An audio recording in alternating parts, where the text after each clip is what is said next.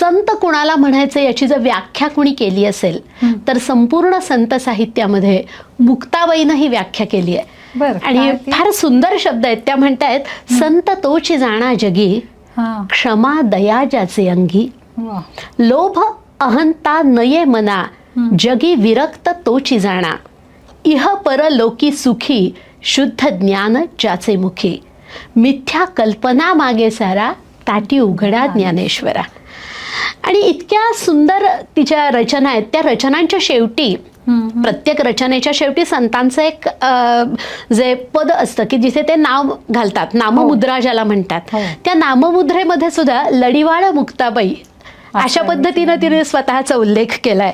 आणि फार सुंदर अशा मुक्ताबाईंच्या रचना आहेत की ज्या ताटीचे 40 अभंग यामधनं आपल्याला दिसतात.